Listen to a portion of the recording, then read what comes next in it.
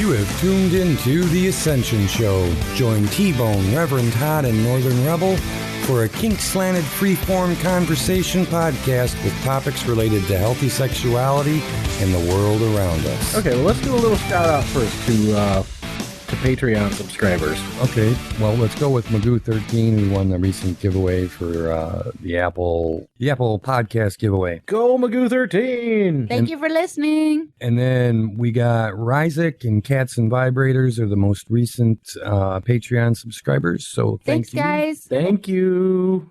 And then we're talking about old versus new today. Or old guard versus new guard. Yeah. We were going to talk earlier, and we're like, no, can't talk about it. I got to save it for the podcast. So. I know, right? You can't. You start talking too soon, and then it's like, oh, fuck. I was like, what the fuck kind of topic is that? And he's like, well, like he brings up this local area, this event that closed, and they're reopening under different sort of protocol, different rules and regulations kind of thing. Mm-hmm. And he's like, under, it's safer. Yeah, and I'm like, well, it's old guard. It was a lot more stringent to get through to the parties. Well, I think we should give people, especially if there's young people listening that have never really encountered it before, sort of a concept of what the old guard was. Yeah. Because is to some extent. So if you go way back to the early leather community, the gay leather community is when you kind of had the original old guard back in the 50s and 60s. Mm-hmm. And then that sort of worked its way into the BDSM community. And it was much more high protocols involved. Yes. But I read some really interesting articles by some really interesting people, and I'll hawk over all the links, so they'll be up on the site. But talking about whether there actually ever really was an old guard per se. I wonder sometimes if it was just, those of us that were new trying to change things, and we just, you're old guard, you old timers. Mythology, right? That's the way it used to be, because we kind of build our own mythology as we go along in time. True, but there was, at least certainly when I entered the community the first time, which would have been in the late 1980s, there was a protocol and a means of how you got in the community, and you didn't just see an event on FetLife and show up and say, "Hi, I'm a dom." Yeah, it was that back page of newspapers and such. Back page of newspapers, or sometimes in swingers newspapers, you could find it. Or I don't know what else you'd call them, but the swingers newspapers you'd pick up out of the machines on Hollywood Boulevard. Right. But you had to kind of know somebody, and you had to be vetted, and you had to go through approvals, and then they had the concept of, this was more, I think, in the gay BDSM subculture, where you had leathers. Yes. And you had to earn your leathers, and you had to do certain things, and it would change from group to group how you would earn your leathers. It's prominent definitely from the gay leather scene, but the hetero scene too, there's still quite a thick leather protocol, earn your leather vest, hat, pants, thing. It's mostly when you're leaning towards the master slave style 24/7 type of leather lifestyle, but that's still prevalent even in hetero world.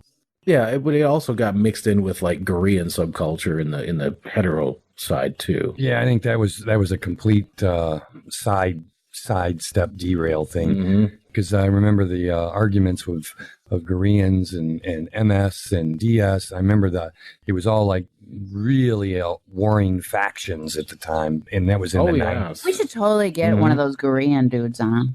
I don't really know that there's that much left. I don't see it practiced. You don't see a lot of them around. I'll be honest. Like I certainly at the club, I don't see a lot. No, but I mean, like just Korean somebody couples. fat or somebody. You know what I'm saying? I'm sure. If you went to Second Life, I'm sure you could find all kinds of them. Yeah, I think that's where a majority of those that are still kind of playing in that realm. I think they're mostly like in Second Life. I tend to believe that, but I don't know because I don't visit Second Life, so I don't really know for sure. So, Tony, are you familiar with The Sims? Vaguely. But you know how in The Sims you can create your own people and their own little world? I've heard. So imagine like if you had kind of one world where all those people could live all together. So it's like a virtual world is what you're saying? Like a virtual, it's a virtual world basically, and it doesn't really have any kind of rules per se. And you create your avatar, and you talk to people with your avatar and live. So they're not really doing it like in real life? No, it's not. Well, I mean, some of them might be. I don't know. Right. I mean, I had a dude who wanted me to fucking do it. But I mean, most of the people I've ever heard of in Second Life aren't really doing it much in real life. I think the big death of the old guard and move into the new guard was the internet, or at least the second wave of the internet. Yeah, around 95, 96. That's possible. It became very easy to find communities and become part of a community without having to go through any sort of process or difficult process. Once alt.com popped into the world, and there was alt.com, bondage.com. IRC was still going strong, which also had Yahoo and a few other chat rooms. So once those started hitting the scene, it really changed everything, because that was kind of like what we're seeing today. Today we're seeing where people read 50 Shades and have come into the lifestyle like Tony. They're coming in with their own ideas, and it's changing the way that things have been kind of running, so to speak. Right. Well, they've come in with their own ideas, I think, since then, probably the mid to late 90s. They did. When did we stop? When did we stop making them conform to certain things before they could actually come into the scene? I want to answer this for Tony, because I really have a theory, but I don't know if it's accurate. Okay. But my theory is, at least as I recall, so at a certain point in time, like back in the late 80s, I don't recall ever going to an event at like a venue, ever. No. It was always at someone's home or house.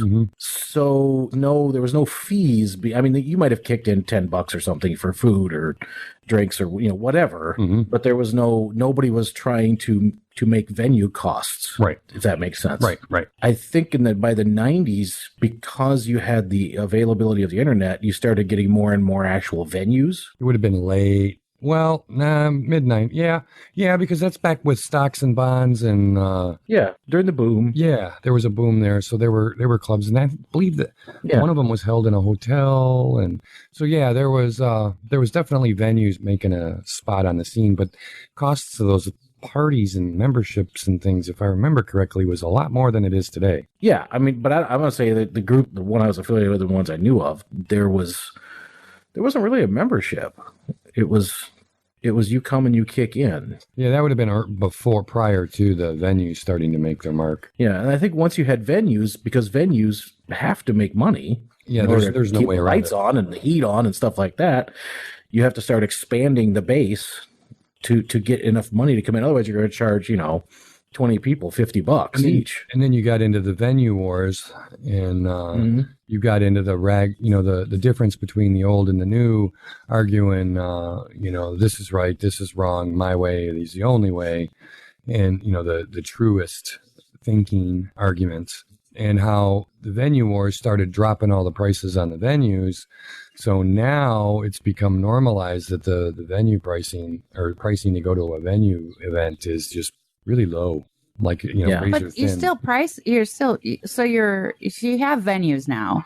And so why did the venues stop or not start keeping those rules in place? Because when you have a venue and you can't charge $50 a person, you have to start making it about being as accommodating to anybody as you can. Right. And you've got to get numbers, bodies in the door to pay the rent. Right. And the older way of thinking was more of a practiced exclusivity, restricted type of membership. You had to do ABC before you could even attend a party. And even after attending the party, you had to perform DEF. There was a lot of steps to getting into the scene back then. It was like joining the super secret boys only clubhouse or something. Illuminati. Yeah, like you were joining the Freemasons, man. Yeah. But the problem is, so here's kind of the other part of it too, I think, Tony, is I think people's mentality kind of started to change too. Because there really wasn't a one size fits all. Like you would have this group here had very like Paul was saying, you had to meet criteria A, B, C, D.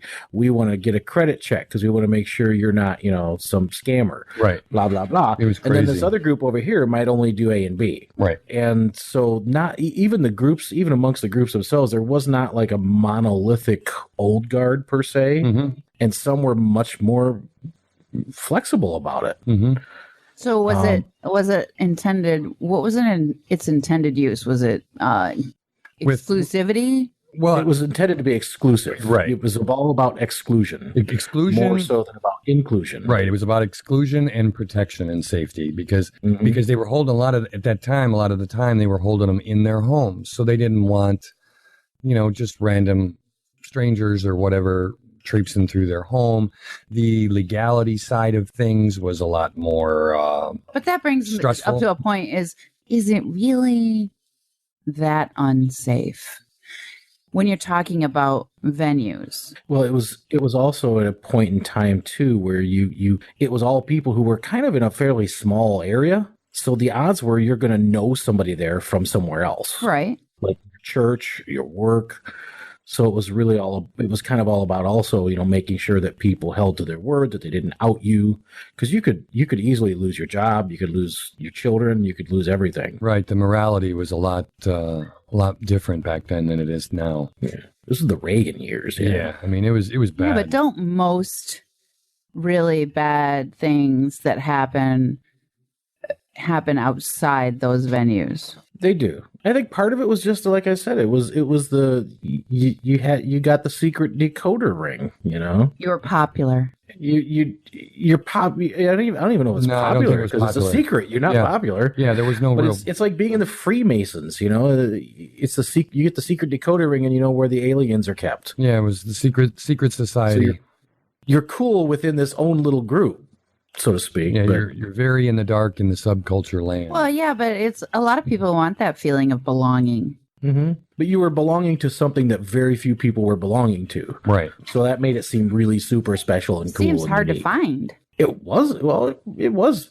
It was back then. Not really. It was hard to find, but it also kind of wasn't hard to find. You could find it if you were looking, but you had to look. Key was you had to look, and the other key was you had to be introduced. You couldn't just walk up to the door and say, "I'm kinky and I'd like to join your super secret club and get a decoder." Yeah, well, that's hard for men, but women.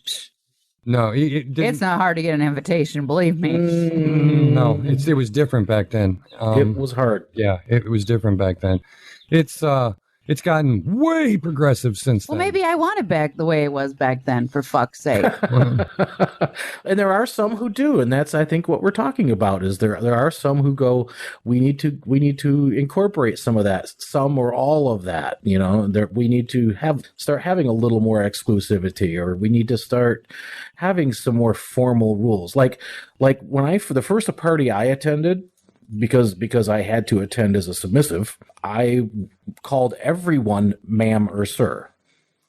Now, part of that, I think, grew out of just the fact that we were an older generation. We grew up calling people ma'am and sir. Mm-hmm. A lot of them were ex-military. A lot. Well, you got in it before I did, so. Yeah, but I was out within a short period of time, too. So. See, I think the idea is, at least for me, when I think of that, I think it's really stuffy. And then I don't want that because the energy is off then. But I think that you could actually incorporate all that and still have good energy. I think it's entirely possible. Well, I mean, now you do have houses now. Yeah, that don't mean dick. Or what the fuck does that mean? What the fuck does that mean? I'm in a family. I'm in a rope family. They're kind of, I don't know what a rope family is. I'll be honest with you. I don't either. But I know like a leather family kind of operates, usually at least the ones I know of, kind of operate with some old guard type rules. Like the head of the family is always referred to as sir by everyone or ma'am, which if it's a patriarchal or matriarchal family setup. So you do have some like old guard rules in place for at least the ones I know of. I don't know how a rope family operates. I think it operates similar to the leather family ideal. only with those that are more involved with rope and more of a support system for each other. Just it's more family as opposed to what leather family. You know what I'm saying? Yeah, leather families I think tend to be more structured. Right. And I don't think the rope families are, but I could be quite wrong. I mean, I'm not in a rope family and I'm not a big rope player, so yeah, I can't really speak with any definitive there. Yeah, because it just doesn't seem like it's really anything except another label to put on Fed. Right. Because I don't see anybody really coming to anybody's aid, and this is just my experience online and what I see. It isn't, personal experience. Well, rope's taken quite a hit lately anyway. Most every large, big name presenter has been smacked with consent violations and allegations of misconduct in one form or fashion. Good chunk of them have. Mm-hmm. So that's got the whole rope community really kind of shaken right now as to who's doing what. But that's another topic altogether. Yeah. So this one article actually talks about, so even was there really even an old school? And they make a good point where there were community protocols like across the community. Mm-hmm. You know what I mean? But it only applied to that small section of that community. If you went to another, like I was in the Los Angeles area. If I went to San Francisco, it probably would have been a completely different set of protocols. Most likely. Or at least a certain different set of protocols. Some of them would have been the same, but there might have been more or there might have been less. Or right. So you're thinking it depends on, what they're saying is it depends on the area. Depends on the area and the group. It depends on the area and the group. I don't think there ever was a monolithic old guard set of rules and protocols that were followed. It was kind of just varied group by group. I think in some ways, I mean, because you still have leather. Leather's still a very prominent. You do, very much so. Very prominent part of the lifestyle. And the protocols as far as a large group. So if you're in the leather lifestyle, you pretty much follow this set of guidelines and protocols. Right. What was good, I think one thing that was good about it was in the groups that I was ever familiar with, and in the reading that I've done about it, in the old guard kind of way, seniority was through proven experience. Right. You didn't come in and say, I'm a master at the whip. You had to demonstrate that you were a master with a whip. You know what I mean? Mm-hmm. It was, and the dress code indicated that. So I could look at somebody like Paul would be wearing a certain leather shirt, and I would know that he is definitely experienced top. He's been doing this a long time. He is trustworthy. You could immediately tell this person is trustworthy, at least within the lifestyle. Right. I could easily hand my slave over to them for some sort of play and know that they were not going to harm or damage my slave in any way whatsoever. Right. And that's something that is clear and direct. Right. And it was very clear. You knew it because you could see what he was wearing. Right. It was and just without right that, there. right now, we've got a lot of confusion. Mm-hmm. We're breaking in here real quick to let you know about Club Ascension Memorial Weekend Chicken Barbecue Lifestyle Event. Bringing in some special guests from out of town to present and teach. Get your tickets now before they sell out. Special event coupon code when you go to buy your tickets for listening to this show, you can get $5 off. Use the code CHICKEN and we'll see you there. And so, people who break consent, it may not even be because, these mild consent violations I'm talking about, because somebody got touched who didn't like it, Yeah, that's the funny thing. I don't remember consent ever being an issue. Yeah, but I think there was more of a shame and quiet factor and speak against this person and they'll crush you. I think it's a different time. And I in some ways I don't see that, this whole thing, being more open and out is a bad thing. I see that more as a good thing than a bad thing. Well, it could have been that you just didn't do that. I mean, there's been the old school mentality, even at work. When I first started, you didn't take shit outside the group. Your group took care of everything.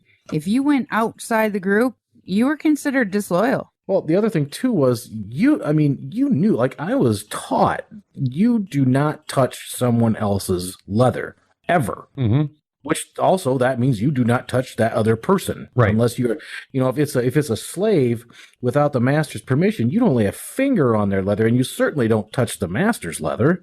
You don't see someone's collar and walk up and go, that's a really nice collar, and touch it and finger it and stuff, because you would be like really taken to task. But people don't even associate leather with that or a collar with that. Right.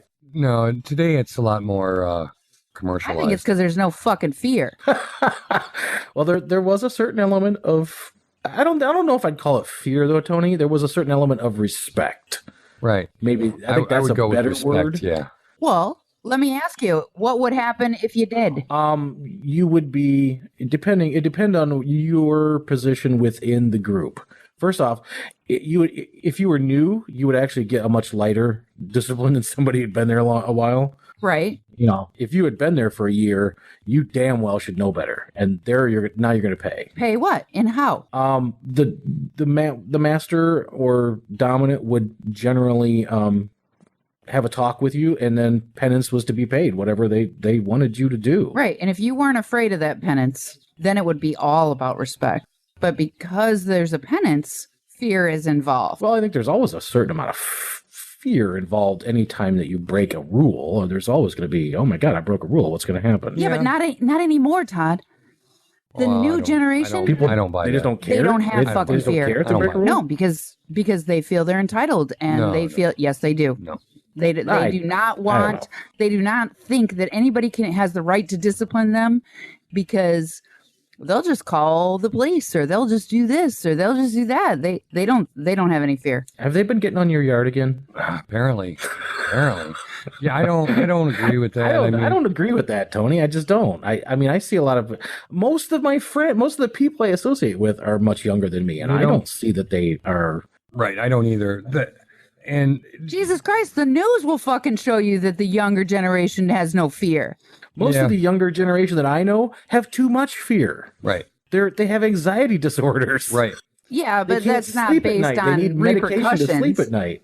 Well, that's just, I don't know. Most of them that I know of have a totally real problem because with they social anxiety because they don't want to be exiled. Everybody's judging them. Yeah, everybody's judging them. Right. They don't want to be exiled. So now in the world where we're more open about it all, and people are coming out more and not afraid to speak out, they're worried about the fallout and the exile from not just one club, but possibly every club in the area. Well, you're just proving my theory. You're just proving my theory that fear is the motivator. Well, fear is the motivator for lots of things. Like, I don't drive 80 miles an hour down the freeway because fear. I don't want to spend money I don't want to have to spend. So if I was to drive 96 or 100, that would be bad?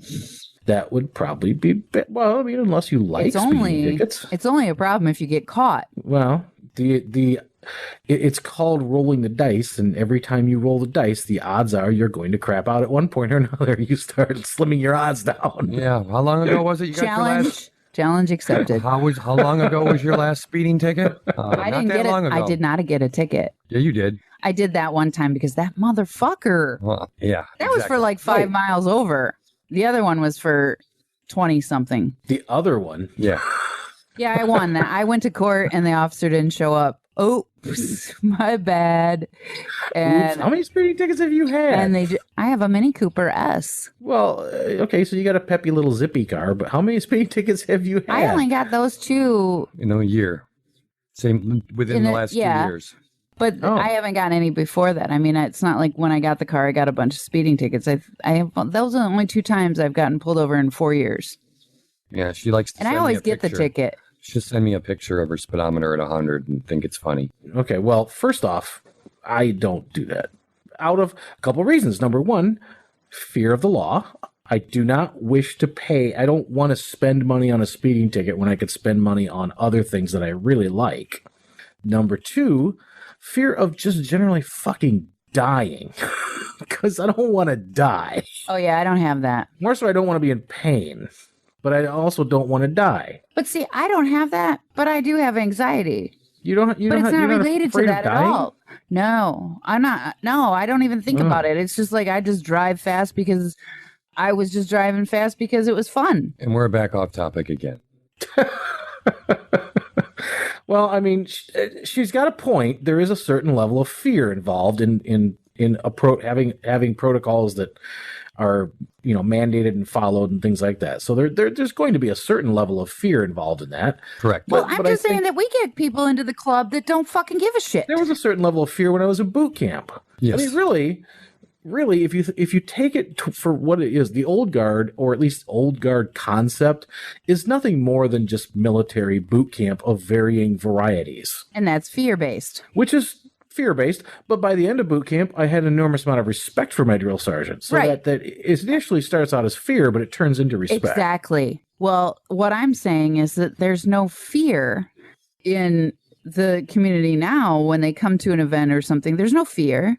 They can come and fuck up, and they don't give a shit. I think I don't agree. I think there is, to a certain extent. I've had young people at the club actually legit ask me, what's the rule for this if I really want to, you know, if I want to talk to the person doing the topping, or I've got some questions. Yeah, I mean, I've legit had them ask me, and I said, just wait till it's over and then talk to the top and ask them the questions. You know, so yeah, I'm with Todd on that camp. I see, you know, a lot of the new ones don't want to mess up. Yeah, you get the occasional idiot. There's no doubt about the occasional idiot. That happens in every crowd, in every lifestyle, in every walk of life. It doesn't matter. Course. There's always an idiot in the crowd. How many swingers clubs have to throw an idiot out? I know. Every time they have a party. I know, every single time. I think our ban list at the club is like, I can count on one hand. So it's not like there's that many people out there that are a real problem.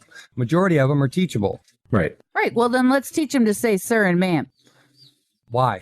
Because I fucking like it. Because we're not old guard. We're not old guard. Why can't we be? I'm saying. I think it's a good idea. No. Bring that shit back. No. On the one hand, I will say this for what she's saying, though, Paul. I think it would be very cool if you had one or two very small old guard communities, old school, like people had it in their house, and it was, you know, eight couples, or, you know, no more than 10 people attending, you know, those kind of things, where it was that very, so you had that option for people. Well, you know, what I mean? Shout out to Detroit House of Pain. I believe they're going back to a more old guard style of rules. And I think that's actually kind of a cool thing, because it really gives people that old guard experience. Now, once they get in the doors, I'm sure it's not going to be an old guard experience, but it, you know, at least the vetting and the whole thing, that gives them kind of an old guard experience. This is how parties used to be. Right. I think this is how the scene used to be. I mean, I could be 100% completely wrong, but I think in today's age, the level of screening and vetting, which is more like it used to be, which more power to her. Thumbs up. Mm-hmm. I think in today's day and age, that's going to severely cut back the crowd because of the instant gratification crowd. I think it will cut the numbers down, but what it's going to cut down is the tourists. Well, it will cut down the tourists, and I guess it'll cut down the tourists. It comes down to what you're trying to support. Aren't there lots of people who are just tourists in the beginning? You know, if you don't have that building to support, then, you know, not having the tourists is okay. When you've got to support and pay bills, you know, and you've got more than one building or more than one house or whatever. Yeah, it's a different game. I mean, I don't have the luxury at the club to go through that stringent vetting, and it runs more on I don't want to say a bar, but kind of like a bar type of screening. You come I'm not talking about vetting. I'm just talking about making people say ma'am and sir. because there's actually now a big thing against that, at least from what I see on at least a lot of FetLife and from people I've talked to who are submissives. The mentality nowadays is, I'm not calling anybody sir or master except my sir and master. Like, you aren't my master or sir, therefore I don't have to call you that, and I won't call you that. Right, they're using sir in a different context. And it's being used in a completely different context. It's not like a generic term of respect. It's actually a title applied to my dominant partner of choice. You know? So it's a different... But that argument's been going on. Yeah, but they can't. When you tell me you can't use it in a different context, you can. I mean, if somebody at the club said, "Hey, how you doing? My name's Master Mark," or whatever, I'm sure people would kind of just by and large refer to him. That's Master Mark. You know, it's like Stuntman What's his name? What's his name in the Quentin Tarantino movie? Well, and see that Stuntman Mike. I kind of fall into the newer crowd, and I come from the old crowd. But Master Grizzly, he's one of the co-operatives of the Michigan Whip Society that I throw, Mm-hmm. and I'll introduce him as Master Grizzly, but I always call him Grizz. Right, and I'm sure, It's but just, like I don't use those title attachments with people. I'll introduce them with their name, as they've got it spelled, their handle as it's spelled, because that's the handle that they go by on Fed or whatever social media or however, So I'll introduce it that way so people can figure out who they are and find them to friend them or whatever the case may be. But I generally won't use the title past that. Okay, no one ever calls. Well, people do routinely call me Reverend Todd, even though I tell them just call me Todd. It's fine. I call you both. Most of it's just, because it punctuates what I'm trying to get to say or what Sure. I'm trying to say. So I'll punctuate the Reverend, but Which most is of the time I just call weird you because Todd. that's actually not an honorific title in any way, shape, or form. It's just kind of a lame slap-on title. Right. It's about honorifics now. Yeah. And Which, sir, I don't see sir as an honorific. I call people sir all the time. If they're an older person to an older male to me, I'll call them, good morning, sir, or something like that, or well, I fall ma'am. into the whole. Ma'am is not an honorific to me because I use it all Well, the time. Paul calls everyone sweetheart. So I- what the fuck? And that's probably really bad on my part and fits into the whole patriarchy, but I still do it. You like to oppress women. Yeah, That's what you're exactly. doing. You're just constantly That is- oppressing them. It's not. That is It's not my super intent. patriarchal. It is. Yeah, I'll be the first to admit I've got flaws, and I do, sweetheart, hun, darling, and I do it without thought. It's so ingrained and programmed into me. I No don't excuse. even think. I'm not I saying will that slip it's an out excuse. deer. It's On a routine basis, deer slips out pretty regularly because I just the time in which I grew up, and it was it was a country town, and yep. that's what you called waitresses. Yep. I got a thank lot you, of dear. Southern in me. Yes, dear means fuck you. Yeah. No, that does. that's bless your heart. Oh, bless your heart. In Michigan, yes, dear means fuck you. Yeah. Oh, okay. Yeah, that's kind of what it means around here. If I go yes, dear, it means fuck you. But yeah. So anyway, yeah, I definitely have my flaws there, and I've got to work on correcting that. I realize this because it is very. Holy shit balls! Did you Patronizing. just say you're gonna stop doing that? I didn't say I would stop. I said I need to work on it. What does that mean? It's open He's ended for going me to that do way. it less. Yeah, right. No, that's not what he He's going said. to do it less. He likes to be gray, so I'm just trying to pin him down to more black and white, but he's not going there. Yeah, Tony likes to pin me down. She don't like my indirect communication. It means I if like he did it 10 open-ended times statements. yesterday, and he does it 9 times tomorrow, he's working on it. Right, exactly. I just like to pin him down. But sir, I'll occasionally throw out a yes sir or yes ma'am, and I again, it's kind of programmed, and it's usually in the vanilla world when it happens. It's not in the lifestyle world.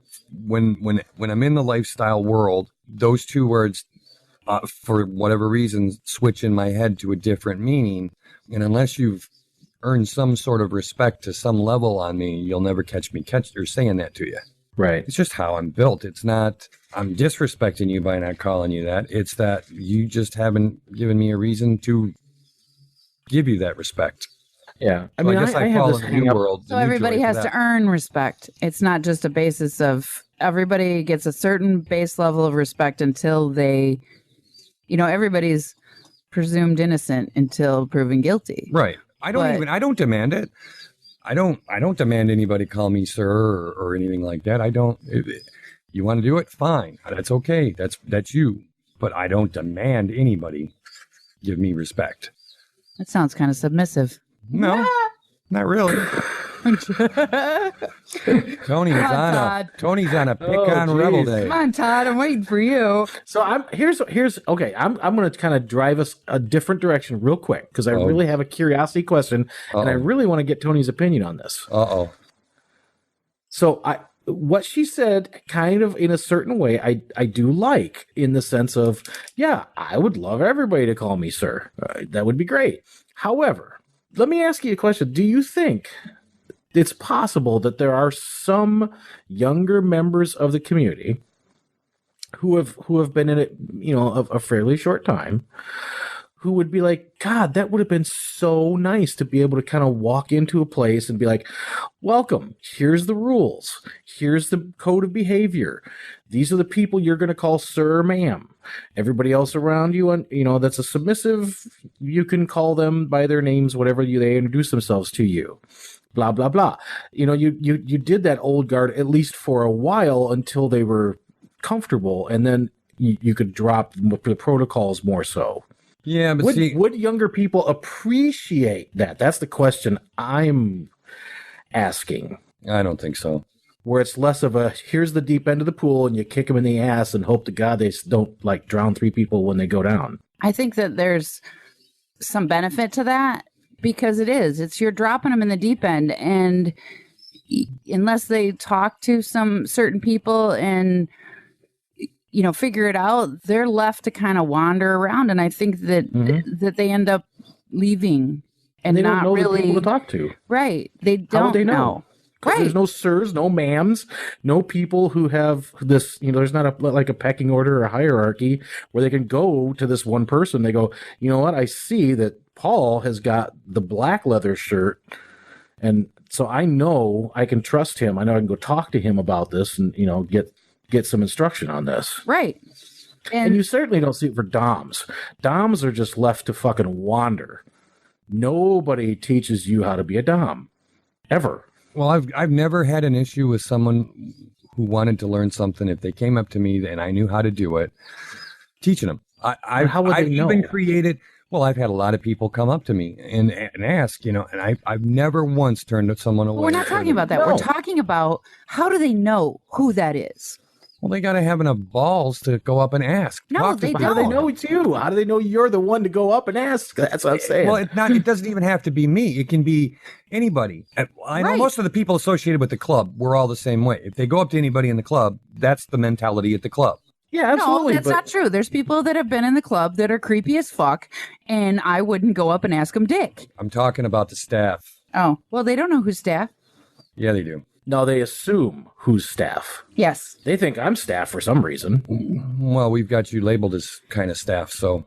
Oh, he's not liking this whole discussion, Todd. I'm just telling you. I didn't know he's fucking getting all antsy in his pantsy over there. No. What I'm saying is, there's in the old guard, you had at least that I was familiar with, you had kind of a pecking order, and you knew by looking at what they were wearing, that's a person I can go to for advice, or that's a person I can go to say, hey, I've got this issue with this or whatever. And they're the person you can entrust with that. Sure. And it's harder nowadays. Now, yes, in the club, yes, it's kind of obvious that they can go to you. I mean, it's fairly obvious they can go to you. It's fairly obvious they can go to Dracos.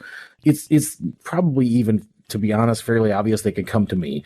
But that's if they've been there several times. If it's their first time there and they don't really know anybody except for maybe the person they came with, and the person they came with is very brand new and has never been there either, then you get into a situation of who do I talk to? Who can I trust? Who will mentor me without giving me a load of bullshit? I don't like wearing tags at all. Like, I don't like name tags. I don't like that shit. But I get it, and I would wear something that signified, a member of the community and a standing that people could come up and talk to me, because I don't want people to leave the lifestyle. I don't want people to come in and get the wrong impression and then leave again. Now, I want to caveat this. I was not talking about changing the rules of the club at all. Yeah, no. I was simply saying, I wonder if younger people coming into the lifestyle really kind of want that. Like, if there's certain elements of the old guard that they would like, that they just don't even know that they're lacking, or they would enjoy. I'm not the younger generation, so I don't know why you would specifically ask me that, Todd. Well, you have kids that are young, and that are not in the lifestyle. You see a lot more of the club goers than I do. I mean, especially the younger ones, you see them. Yeah. But they don't talk to me about that shit. I mean, they tell me if they'll talk to me. Some of the new people I've talked to, we've had really good conversations, and they're like, wow, I learned more from you than I did from anybody else. and I've seen them come back, which is good. But there's only a couple people that have done that. And see, a lot of times I'll redirect, and it's not that I don't want them at the club. It's that I want them to learn and feel safe. So I've oftentimes I'll redirect them to a TNG group, a group that's going to be more age restricted. Yeah, I tend to do that to people so people can bitch. But why are they bitching? Because you're sending them to TNG. Ageist. TNG's ageist. Discriminating, this, that, and the other. So what? Know what? Whatever. So all the young, that's the reason all pressure. He oppresses. Because Paul sends them away. Yeah, the point is that I send them over there because, back in when it was the realm, before we morphed into Club Ascension, when it was the realm, we weren't the place for new people. We were not a place for new people to come to. We were on the deep end of the fucking spectrum in the pool, playing in the blood and the mud. And I mean, we were on the hard end side, and new people coming in there would get such a culture shock. They would flip out and never come back. And so, I've actually done the same thing. I've told people, I mean, back when it was the realm, people would ask me, hey, I've never been to a party before. And I was like, yeah, this is don't want to go to that one. You might want to do the 101 first and then come to graduate school. Right. But that's like a pretty heavy graduate school. Now I've brought new people. Yeah. Now Ascension's more new friendly. We're a lot more newcomer friendly. We still have some of the deep end of the pool, but we are definitely more new person friendly. So that helps. And me trying to direct younger people to the TNG groups is because the TNG groups are supposed to be based in education to help prepare them for being in the more adult world. And you can see the fear of some of these people that are coming in that are younger. They don't quite know where they fit in. They're just scared of everything. So I always figure it's easier for someone who's younger to go be around those that are of their own age or age group era, to kind of get some knowledge so that when they're out there with older people, they're not as afraid looking or scared looking or nervous or anxiety filled or whatever. So I'm trying to do it to help them, not to hurt anybody or exclude anybody. It's more just to try and help them. I mean, they're always welcome at the club, but I want you to know that this is available out there so that you can also be around people of your group. Your own age bracket. Yeah. Great. Your generation. Send away all my dating opportunities. Go ahead. I know, right? Well, and that's the problem with new people, too, is maybe if we had more protocol, then you wouldn't have so many fucking vultures. Are you calling me a vulture? No, I called you a fat fuck. Yeah. Oh, that's right. Well, there are fat fuck vultures, Tony. And just that's true. Know.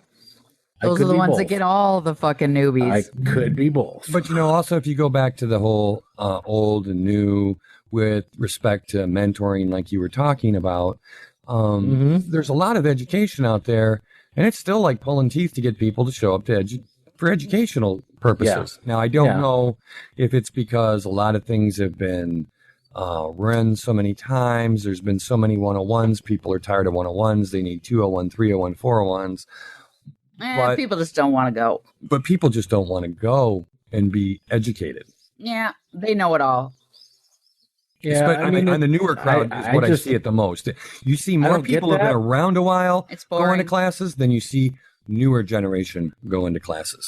That's kind of what I've noticed. There's people who are really into being educated, that they seek that out. They seek knowledge. They want to explore. They want all that more information. And then there's a lot of people who are just like, meh. I wonder if it's so there's also people, I think, and I'm not going to say that this is the reason for it, but I do know that there are people who don't do well learning in a group. Right. Other things kind of come up in their minds, and they're shy and they don't talk to people, or they have social anxieties. So I think there are people who do well learning by reading. Right. More so than they do by learning in a group, but they kind of need the group experience and the group socialization to kind of polish that learning off, in my opinion. Because I can learn. So have you ever had the experience, and I know you have, everybody has, where you've read this word and you've said this word, and you've read this word like 100,000 times, and you say it, and then suddenly you hear someone else say it and realize you've been pronouncing that word in your head wrong for years. Oh yeah, songs too. Songs too, but you've been saying that word completely wrong for years. Right. And it takes somebody actually saying it for you to go, holy shit, that's how that's pronounced. I had no idea. Hors d'oeuvres. That's fun. Well, they're not horse divers? Well, the Horse divorce. Horse divorce. The Astera event that we're supposed to be at on the 17th of March here. I had to write and ask her, how is that pronounced? Is it pronounced A-H hyphen? I thought it was Astara. No, it's A. Astara?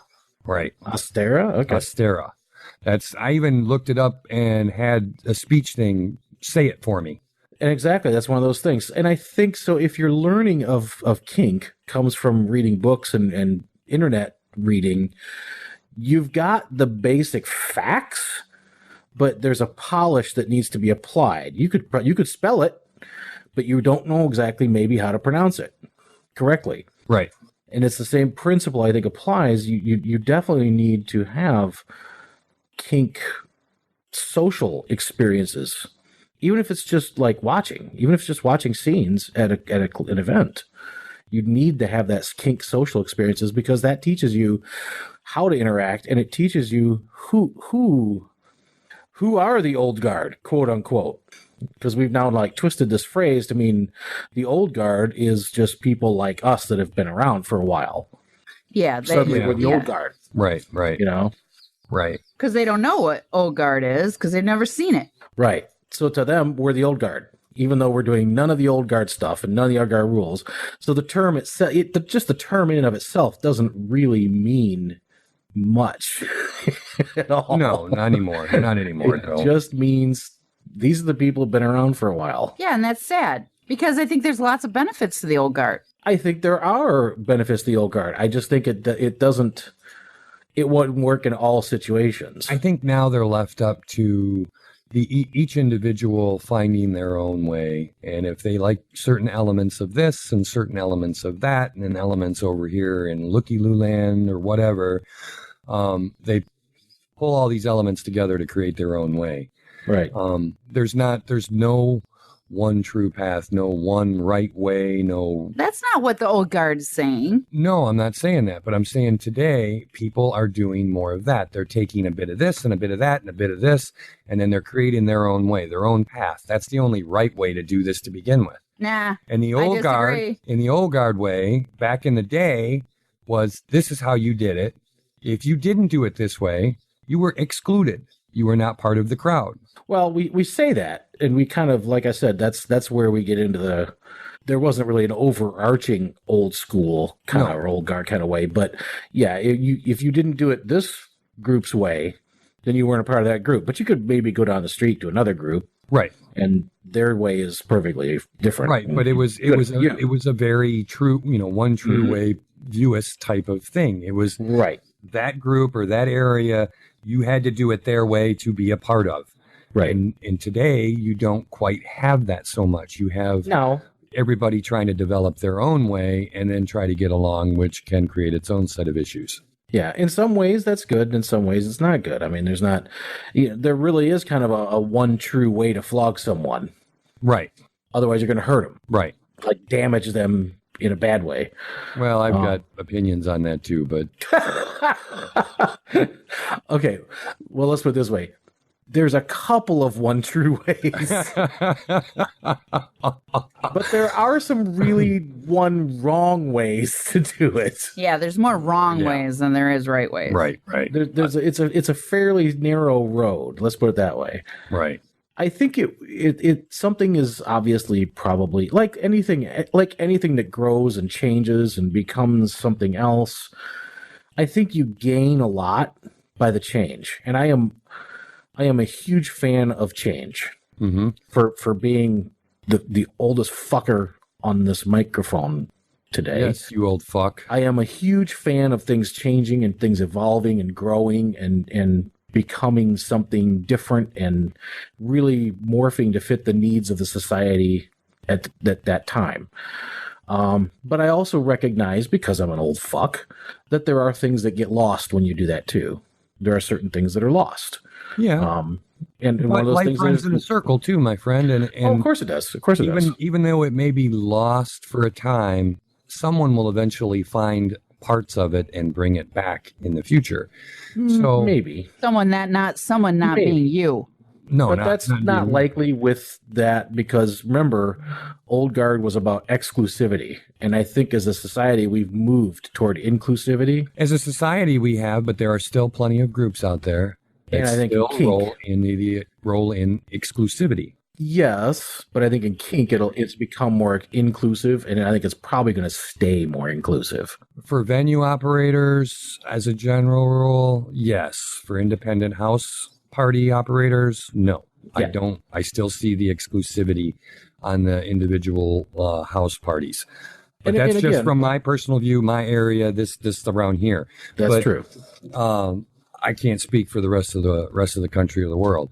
But the venues tend to be the more inclusive, and the house parties tend to be the more exclusive. And that's just, I don't think you're ever going to get around that as long as there's a house party. And I don't know that it's necessarily a bad thing. I mean, if it's their house, their rules, you don't want a bunch of strangers running around your house. I was gonna say, yeah. I mean, if I have friends over for a kink night, I'm sure as hell not just gonna let anybody in the door. It's gonna be people I know. Right. So it's not necessarily a bad thing, but it's my house. But if they never know, if we just lose this information, it's like, I'm going to use an analogy. Holy shit! Mark it! Whoa! Put a marker on this tape. Fuck yes! Save this. Okay, I will. Believe me. I've got like kind of a semi-hard on all of this. That's going to become a new fucking show clip. Every time she starts bitching about analogies, I'm going to put in, I'm going to tell you an analogy. I have an analogy. Yep, that's what's going to be there. Go Tony, you're giving me wood. So when I started my job, the equipment was old, and it was all manual buttons and pushes, and you had to calibrate analyzers, and so it was all a very manual process. Right. I learned a lot. I mean, they trained me for a year before on this equipment before I could even, they'd let me off on my own. And so once they went to an automated system where the analyzers calibrated themselves and did everything, and it was all quote unquote automated, the people who hired in after that had no idea what the equipment was doing under the covers. Yeah, all they knew was they'd push a button. So when a problem would arise, they didn't know how to fix it. They had no idea what these base things were. And so they're dumb. Okay. They're just basic. No, they are, because they're skill limited now, because they didn't keep around this old equipment to show people so that they could comprehend, because I'm a person that you have to show to understand. I learn better by actually, participating. So, you're losing that. Yeah. You give people a cane, you let them buy a cane off Etsy, and now, but nobody's taught them to use it. I know what you're saying. The amount of knowledge they needed to accomplish the job has now decreased. Right. Whereas before you had to have some sort of esoteric knowledge to get the job done. Right. Yeah. You knew base things. Trust me, I've been there. I mean, I was there in the Air Force. My career skill in the Air Force was being phased out, because when I went to technical school, you had to learn a lot of arcane stuff like transistors and actual electronic stuff and tubes even. Whereas the people who came after, because the technology was changing, they didn't have to learn that. They just had to learn to troubleshoot the aircraft to pull a box, and they sent it off to somewhere else where it was being fixed. And that mentality that everything's automated. A chicken could fucking do it. Or a monkey could do it. You know what I mean? Well, like I said, all things circle back around. And there's someone out there who's still cataloging and marking down BDSM history and things of that nature. You can mark my words that someone's doing that. And eventually someone will read something and, oh, I like that. I'm going to incorporate that into my thing. And you still got educators out there that are still preaching about some of the stuff that could get forgotten. And yeah, but they're not very many. You only need one. You only need one person to incorporate it and continue it on. And you're very stubborn about this. Yes. Because it's the way it is. No, it's not the way it is. It doesn't. It's my way or the highway. God damn it! No, I'm kidding. I'm kidding. He's not. He's not kidding at all. He's not. He's not fucking kidding at all. He is. He will say. Old guard, Tony. I know he is. He will say that he's not old. He doesn't like protocol and he's not old guard. But motherfuck, if he ain't, it's my way or the highway. Bullshit. The fuck it ain't. Bullshit. Okay, well, all I was saying is I think growth is very good, and change is also very good. But I do think it's also a good thing to be aware of the things that get lost in changes too, in the sense of that sense of being a part of an exclusive community, that sense of being a kind of a part of the secret club, so to speak. That sense of having earned something, because it was very, you earned a piece of leather, or you earned the right to be called sir by everybody. That was an accomplishment. You did that. And right. There's no sense of accomplishment. I mean, I asked my son, what motivates you? What gives you a sense of accomplishment? I don't know. Mm-hmm. Yeah, I mean, you do still have that in the gay leather community. Mm-hmm. Mm-hmm. You really do. So that in the gay leather community, you do definitely earn your leathers piece by piece. Well, that's why I've been trying to get a whole merit badge system implemented for the club. Like the Cub Scouts? Kink merit badges, yeah. Sort of. Kink Cub Scouts. Yeah, pretty much. It gives you something to earn. It gives you something to I wasn't a Boy work Scout. with. Yeah, but it has to mean something. Right, and that's part of why it hasn't really. It's not like we're gonna wear a sash with our fucking kink badges on it. So what the fuck are you gonna do with them? Cookies? Why too? not? Why not? Why wouldn't? I bet you someone would. Edibles. Nice. The thing is it was about trying to get people to attend classes, learn more, ascend, basically, just grow, just personally grow. I haven't really found a way, because you remember in Boy Scouts, Cub Scouts, Girls, whatever, they all got their badges and they all got to go through these steps to earn the damn badge. Yeah. So trying to figure out a way to do this, right? Try to figure out a way to earn your stripes, so to speak. I haven't quite figured it out. I kind of probably need a volunteer who can sit down and start at least sketching outlines for it, because I got too many damn things going on as it is. Yeah. You got to come up with a system, and there's got to be some testing and some oversight, and exactly who's gonna do that, and is there a board, and do they have to talk to the board? So eventually we'll get to that point, but right now we're it's just in the concept stage. Do it like the old guard did, Paul. Go back to their military references, and you had to take a test, and you had to serve some time, and you had to go in front of a board.